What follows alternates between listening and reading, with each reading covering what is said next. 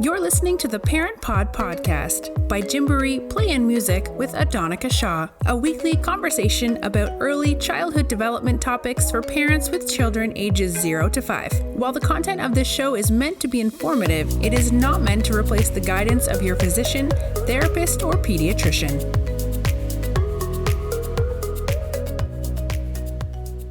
Hello and welcome to another episode of the Parent Pod podcast by Gymboree Play and Music. I'm your host, Adonica Shaw. Now, for those of you who have been following us, you know that this September has been all about firsts here at Gymboree Play and Music. We've talked about firsts when it came to pregnancy, first when it comes to parenthood, first when it comes to navigating ups and downs with toddlers, dealing with different behaviors, and first even when it came to expressing and teaching children about acceptance of their own identity. But on this week's episode, we have a special treat for you because we're speaking with a woman who, in her quest to become a mother of 5, had 3 very different first-time pregnancy birthing experiences. Josephine Atluri is known to most as an expert in meditation. Her work around overcoming adversity and finding joy is notable, and she is a well sought after influencer, and host of the Responding to Life podcast. But what most people probably don't know is that through her journey to become a meditation teacher and to have her own podcast, she had her own life experiences and had to face many ups and downs with IVF and international adoption and surrogacy. We had the pleasure of speaking with her on this episode so that we can get a greater understanding of what her pathway to parenthood looked like in each of those situations, and to again provide you with the conversation and the dialogue that might be meaningful to you if these are issues that you are currently experiencing and navigating in your own life. Thank you so much for being here with us, Josephine. How are you feeling today? I'm doing great. I'm so excited to be here and sharing in this conversation with you, Adonica. Thanks for having me. Oh, of course. So as you're aware, this month at Gymboree Play and Music, we are focusing on firsts and what that journey of first-time parenthood looks like for different families, for different women, and what their journey in terms of pregnancy also kind of look like. I know that I have my own rapport with you outside of the show, but I'd like for you to start this episode off for us by telling us a little bit about your background and what it took for you to become a first-time parent. Yes, I'd love to. So, my journey or my path to parenthood was not uh, traditional at all. We knew that we would have to immediately go into IVF. So, that's what we did. And we tried it for a number of years with no success. And then when we finally did become pregnant, I did lose that pregnancy in the second trimester. And it was at that point that we shifted our approach to parenthood and we decided to adopt internationally. And that's how we were able to welcome our very first son into our lives. And after having that magical first year of being a parent, we decided to try IVF one more time, and we were able to get pregnant. I was able to carry the pregnancy, and then I gave birth to another set of twins, and then we finally had our family, and it was wonderful. But we had some frozen embryos, and I wasn't able to carry again. But we saved up for a number of years and then worked with this amazing surrogate who is just forever a part of our families and our hearts. And she carried another set of twins for us, and that is how we became this family of 5 kids. And it took many non-traditional routes of IVF, international adoption, and surrogacy for us to create our family. But as I like to say always, that our family they all came together through love. And that's how I'm here today talking to you about that journey and how I now help others navigate infertility and also motherhood through mindfulness. Hmm. Now, I know that this is a lot to discuss all in one episode, but I do want to take a deeper look here because, certainly the journey through adoption, and then when you consider an international adoption is one thing, IVF, its own thing, and then surrogacy, its own path. And so it seems in many ways that you've had many firsts in terms of parenthood. What were some of the things and some of the questions and feelings and thoughts that you had to work through during that adoption process? Because I know that we have families that may not be able to conceive naturally, and so they may seek to do an adoption, whether domestic or internationally. What were some of the things that you had to work through? What were some of the emotions that came up? That's it's a great question. And for us, because of the timing of the adoption, there was a lot of emotional issues that we had to deal with because it happened right after, we decided to adopt after we lost our first set of twins. And so after grieving that loss and grieving the expectations from that, I somewhat carried that with me. It's hard not to throughout the adoption process. But I think at that point, I, after so many years of trying IVF, what was what was really weighing on me at that point was that I was just tired. I was really tired of doing all of those cycles. I was tired of, like, I was emotionally tired, mentally tired, physically tired. And I just knew in my heart that I wanted to become a mother. And at that point, that I realized that families are created in so many different ways, and I was ready to try a different path. So when I went into the adoption process, there were definitely a lot of mixed feelings involved, and a lot of frustration actually, because I had spent so many years trying to become a mother, and then I had to go through all of this paperwork, all of these interviews. It was very different from IVF in that, I exchanged medical treatments, I exchanged medical appointments, and I exchanged that all for now with adoption, with paperwork, legal stuff, all of the interviews that we had to do with social workers and with immigration and with legal counsel. So it was a very different path from what we were doing before. And I had to really wrap my head around that, and not, allow myself to feel the frustration of the process and the impatience of wanting to become a parent already after such a long journey, Hmm. and to work through that. And with time, we were lucky that our process was much shorter than most, but we were able to use life as sort of a distraction. Hmm. There is typically a long wait with adoption, and so you find yourself going back into life, regular life, as I put in air quotes, and then all of a sudden you get a call, and now it's time for you to shift finally into this path of parenthood. And it was such a different process from trying to conceive through IVF, but it was magical because that is how we started our family. Hmm. Now, did you have any type of support? Did you know any other women around you in your community and your family that had tried adoption or IVF or even a surrogate when it came to that point for you? No, actually. Well, with adoption, we knew one other couple at the time, and that's how we found the agency that we were going to work with. So I did have that one couple. I didn't know anyone doing IVF at the same time as me, at least initially. And that was really tough because we were one of the first people of our friend groups to get married, and so thus we were one of the first to start trying.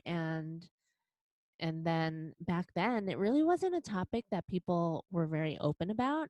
So it was very difficult to have a connection with other people about what we were going through. And the same with surrogacy. I didn't know anyone who had done that. And so there was a lot of isolation and loneliness back when I was doing this, some 13 years ago when it all started. And that was really tough. But I love seeing all of the different communities now and organizations that are available to men and women who are trying to become parents, Mhm. and having all of those resources. Really, it's so key. Even if you're not actively participating in it, if you don't feel comfortable, that's completely up to you, and that's fine. But just knowing that you have a resource available to you whenever you are in your low moments, or you need some sort of support in terms of just seeing that someone else is going through it with you, maybe a completely different situation, that's okay. But just knowing that there are other people who are experiencing what you're feeling, there's some comfort in that. And so it gives me hope that there are all these available resources out to people. And then, issues, conversations such as this, it's so great to be able to have these open conversations about what parenthood looks like, what different families look like, as it gets rid of the taboo of how families are created, of how people go through their own fertility journeys. So I love being a part of that conversation and helping others. You have just such a powerful story, because when I think about it, I get discouraged from, maybe something doesn't go my way, and by not my way having nothing to do with pregnancy, but like, let's say I want to go out for, a role with one of my local organizations, or I aspire to do XYZ, but I can only imagine the emotional strength and fortitude that it takes to come back from not being successful with that IVF path and that journey, because I've heard so many stories of women who have struggled through that. And not only does it take a toll on your body, but from what I understand, it's also very expensive and very costly.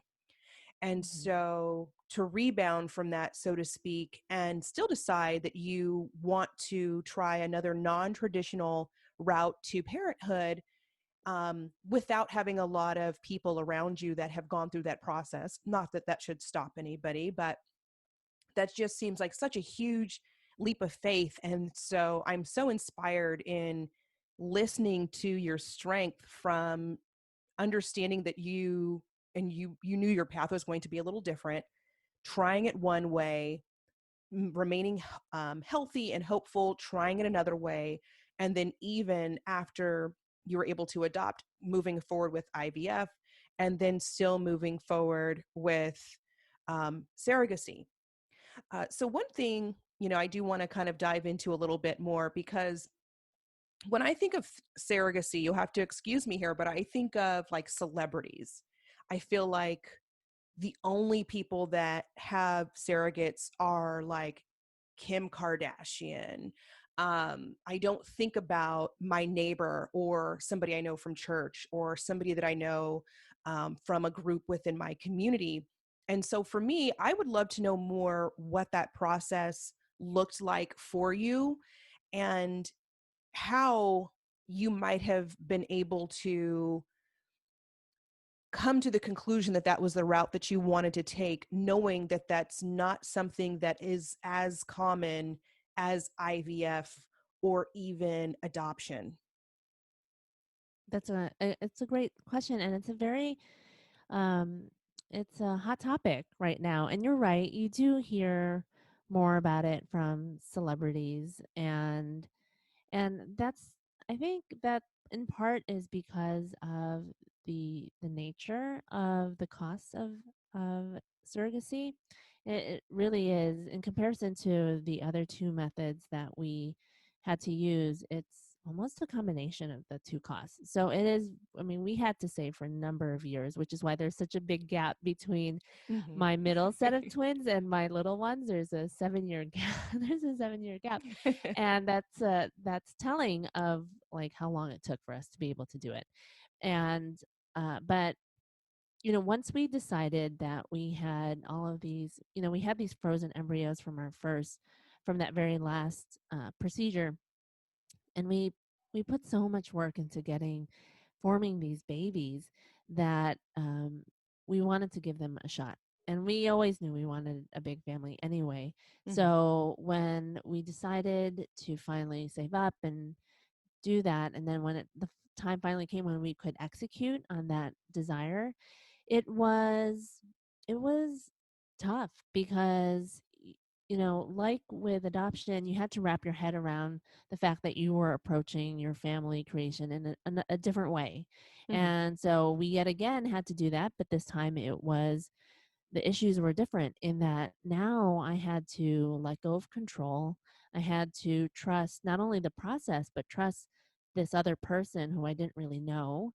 And I had to really just almost stand on the sidelines, is how I like to describe it. Stand on the sidelines and I almost felt as if I was my husband Hmm. in this role, because you're this partner who is so emotionally invested in the process, but there's really not much that you can do as the supportive person.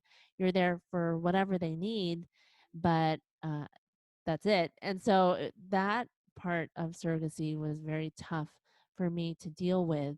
And it was just this emotional sort of roller coaster for me throughout the whole process. But in terms of just going over how it went, we went through an agency, much like the adoption, and then we were given some potential surrogates, and then we interviewed them, and when we finally found a match, that's when we decided to go through all of the legal documentation, much like adoption, and then she then had to go through all the IVF sort of medical tests. So that's why I describe it almost like a combination of IVF and adoption, because there were Hmm. many parts of it that were very similar that were just combined, not just the cost, but all of the different pieces. And then once they had the transfer, she became pregnant. Then that was when we were able to start forging our relationship, which was Hmm. very different because there isn't, we have all these norms in society and growing up that we learn about how we're supposed to interact with our teachers or our coworkers or our relatives. But you don't hear about how are you supposed to interact with your surrogate. It's not very common, as we've already established. Hmm. So that was something that was new for both of us, and we had to really, we worked on it, but it was kind of a like it was almost a dance of how much I would, get updates without feeling like I was intruding on her life, and not being just like helicoptering over her and Yeah. like we do with our kid. And so, we were both very flexible, and then the bond that we had was just like once, she would it was once she could start to feel the babies in her belly that we really like started to have like conversations about being mothers and about our own children, and her just sharing her joy. And I could hear in her voice, and hearing that joy that she had in these experiences. Part of me was jealous, but part of me was also so very thankful that she was so selfless and so giving and so kind to help us out on this big piece of our family journey. And over time, we developed this great relationship. And like I said before, she's forever a piece of our lives, forever in our hearts. And it was a they were all very different paths, and they all challenged me and my husband in so many different ways, but we took so many lessons learned from it, which is why I'm just so impassioned to help other people who are going through their own fertility journeys, to help them be mindful throughout the process, because I know how difficult it is. And then after they do have kids, to help them be mindful moms and dads, so that they can, you know really be joyful in their experience of being parents, because I know all too well how stressful it can be from the infertility all the way up into parenthood. Hmm. And so I know, obviously you have this identity, right, of being a mother of five and having these really unique birth experiences and pathways and different journeys to parenthood. But aside from that, I also know that you're a meditation teacher. I know that you're a podcast host of Responding to Life, and the fact that you are an infertility advocate. And so I certainly understand how there's probably a lot of life experience there that led you into this path. But I would particularly like to know, in terms of meditation, how did that help you through this process? And I don't want to assume that meditation only came about because of these life experiences, right? But was there anything that you might have used, if not meditation, to help you find a center and to keep faith, even though you had to navigate a lot of rocky emotions? So I am very transparent about this in that I wish I had meditation back when I was going through my infertility journey. It wasn't until our very last set of twins joined our family that I was now in this really chaotic state. Like I was back to work and now I had 5 kids instead of 3 and we were moved to a new city. I mean, life was nuts. And that's when I started to seek out some sort of support for my mental and emotional well-being, and that's how I found meditation. And then after just a few months of it, I became hooked and I wanted to dive deeper. And Mhm. that's how I ended up going into a teacher training program. And from there, I really thought that I was just going into that program just to deepen my own experience with meditation. But after taking that program, I realized, you know what, I can bring this back to people in corporations where I had worked before as a consultant. I can bring this to parents like myself who are so overwhelmed with working and raising kids. And I can bring this also to people who are trying to become parents because I remembered how tough it was to go through that infertility process. So back when I was going through it, I wish I had it. I didn't. And the only coping strategies that I had back then for me, it was just working out, and that was it. And I think we had this conversation previously, Adonica, that, self care is such a new hot topic that Mhm. it wasn't something that existed way back when. It was not for me, for sure. And so I didn't have coping strategies. And it Mhm. really led to this almost like an eruption at one point where I could no longer suppress all of the trauma that I was feeling, that I encountered from trying to conceive.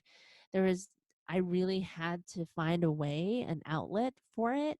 And Mhm. unfortunately for me, like it ended up as an eating disorder that I ended up going through like therapy. And that's finally was my breaking point of just having to deal with the emotions. But much of what I did in that therapy for that eating disorder is a lot of the stuff that I now incorporate into my meditation coaching, into my infertility workshops, because it's all stuff that, it's all techniques for stress management. It's all techniques for helping you empower yourself, give you confidence and support when you hit the road bumps in life. And Mhm. so that's how that all came about. Well, I have to give it to you. The fact that even if you didn't start the journey with it, you still went and sought something to address issues that you saw rising in yourself, right?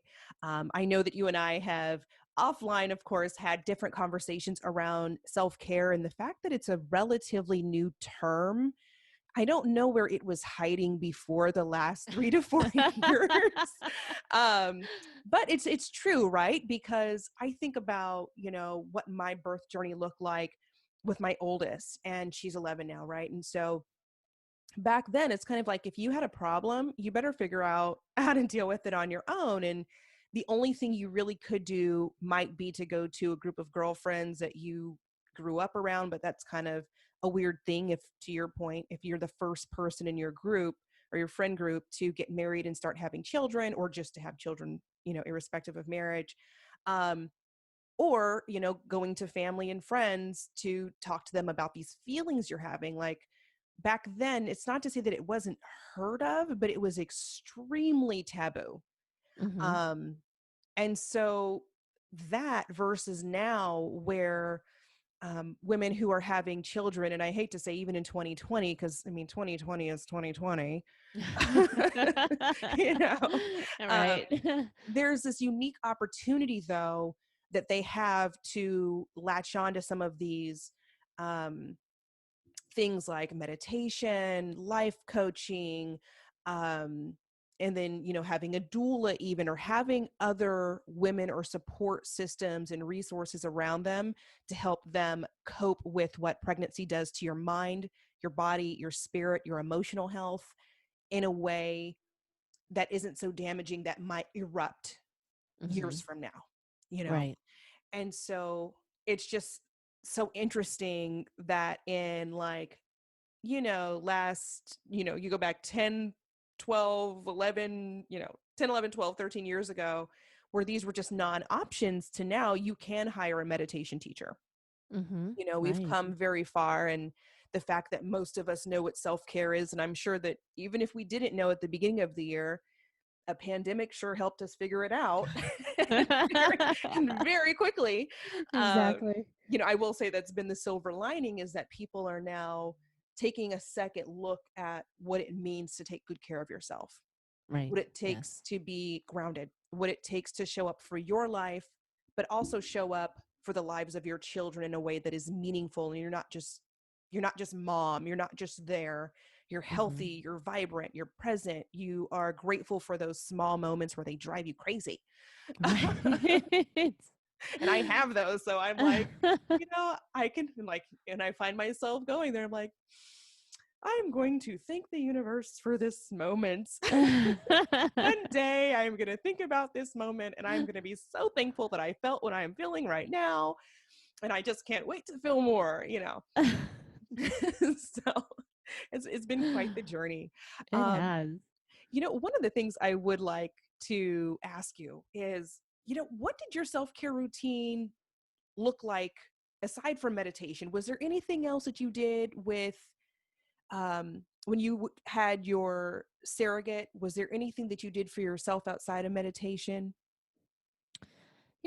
Back then, still, that was my twins are now, they're turning 5 in December. So that was 6 years ago. And for me, back then, it was just hanging out with friends. A big part of my life is working out. And so that was where my friend group was. And so I was able to have that as major outlet. And then I I was also busy with my 3 other kids. Hmm. So that provided me with a lot of moments of joy. I mean, definitely a lot of moments of stress and like overwhelmed, but also really it did provide me with a lot of fun moments with them. And so, it was a lot of social interaction with family, with friends, and then taking care of my mind and my body through meditation and working out. So that was, and then I would also throw in some other things of just like what you think of with self care nowadays, or with just like facials and different like treatments to make my body feel good. And Hmm. so those were different things that I threw at it, but it was really it's that's one thing that the pandemic has really brought to light is the importance of connections and how we need to keep them. And so for me that was a great way to take care of myself. Awesome. I'm like, we can go on for hours about self-care. And I'm, anytime I talk to a woman these days, I'm like, so what do you do for self-care? Because I feel like at the beginning of quarantine, everybody was like, oh, just do some breathing exercises or, journal. But, 8 months in, there's Yeah. only so much journaling. And so I am just curious. I'm like, I've run out of books to write in. I'm so curious, like, what are other people doing that I have not seen a post about or I haven't explored? Right. Yeah. Um, I am trying to work out more. I'm happy now that the skies are a little bit clearer because for the last, week or so in San Francisco, at least the air quality has been incredibly poor. And so that Yeah. little piece of joy I got every day of getting out of the house and like, all right, I'm going to go on my hike. It just didn't happen, And Yeah. so it's made me far more curious about what self-care looks like as a parent. And, I'm not a first-time parent, but, you know, now 3 in, I'm very cognizant of like what that journey had to look like for me, and then what the pieces of learning are that I have for myself, but then I can pass on for other women as well. Yeah, absolutely. I have just one more question for you before we depart. And I know this is kind of a loaded question because you have 3 very distinct paths to parenthood and motherhood. But if there were 3 pieces of advice you would have given yourself before each of those birth experiences or parenthood experiences, what would they be? Oh, I really love this question. I love it. Okay. Three pieces of advice. So the first piece then would be right before IVF. And I think that advice would be you are you are worthy and you have value and you are enough. And to remember that about yourself. Because with IVF, you get so caught up in the end result of having a child that you start to just lose sight of who you are and you become tied to the end goal. So when you're in the midst of doing it and you happen to have, like, you don't get pregnant or there's a failed pregnancy, you start to almost associate that with who you are as a person and your value.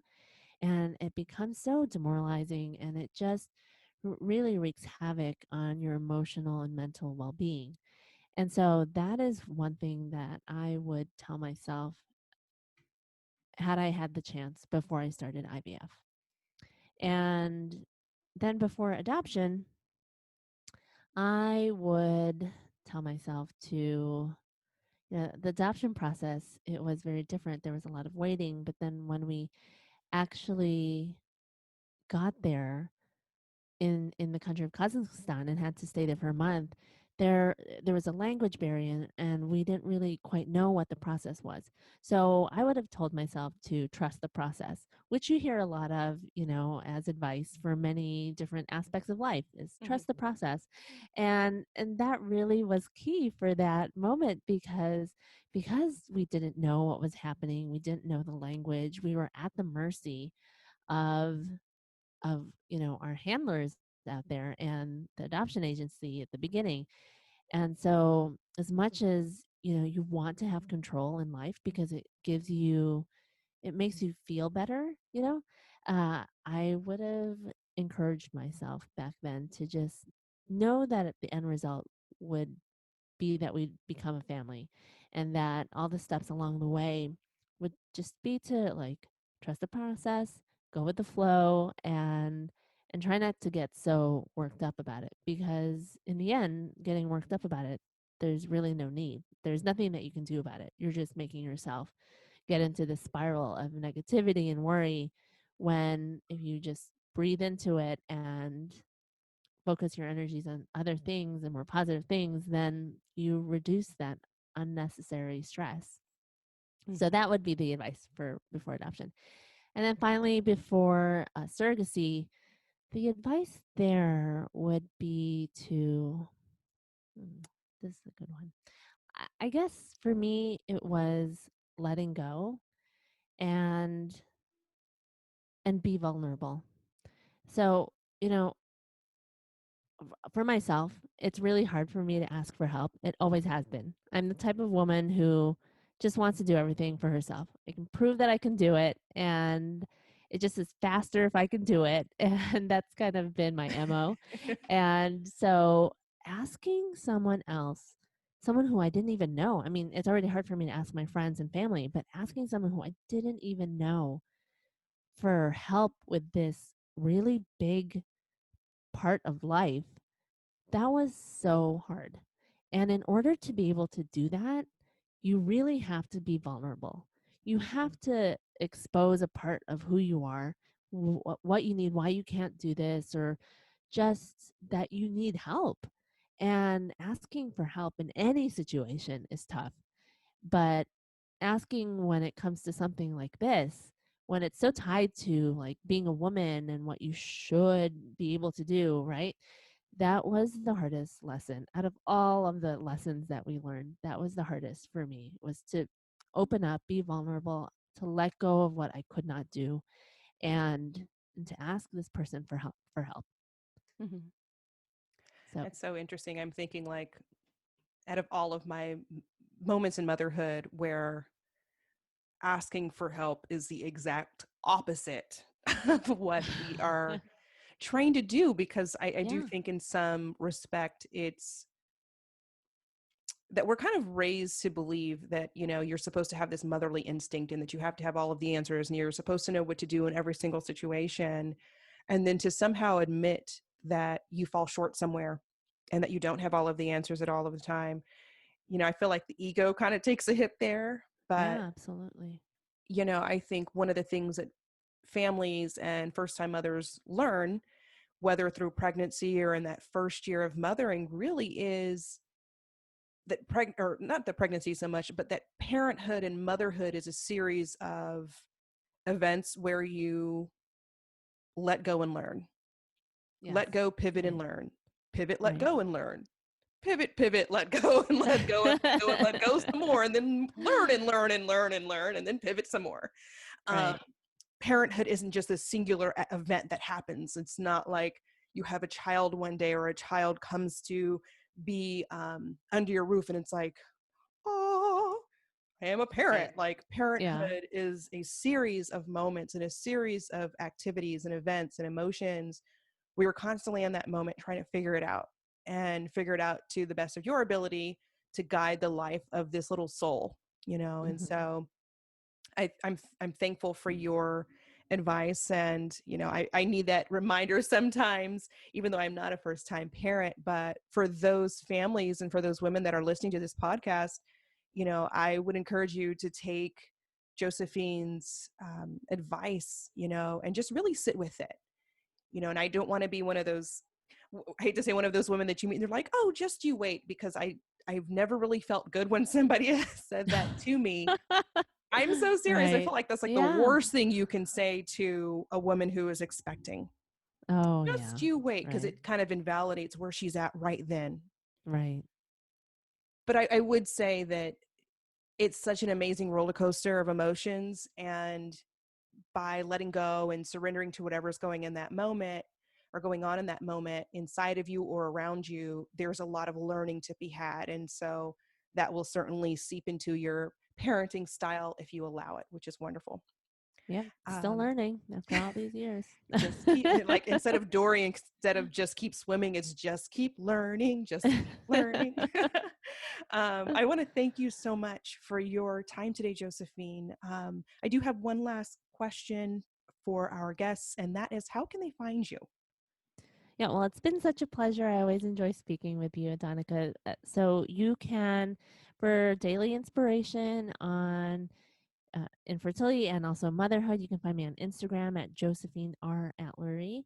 And then my website is jatlery.com. And on there, I have a number of free video meditations that you can try out, especially if you've never done it before.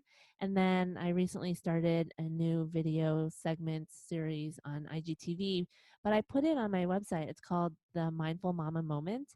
And I share just some quick tips. It's like 3 minutes long each week on a quick tip on how you can be a mindful mama and really just be present as you're parenting. Mhm. Well, thank you. I know I follow you, so I would encourage you guys to follow her because she's always got a lot of really good content. But I know that you've been on a series of podcasts that you typically highlight on your feed. And so if you're looking for content around adoption, IVF, surrogacy, or other women's journeys and what they looked like, she's an amazing resource to follow, and she's incredibly approachable and friendly. And so if you're listening to this and you want to get even more content like these types of conversations, I would say go ahead, give her a follow, send her an email, tell her that you listened to her on this podcast. Thank you again so much for your time today, Josephine, and to all of you. We look forward to coming to you on the next episode of The Parent Pod.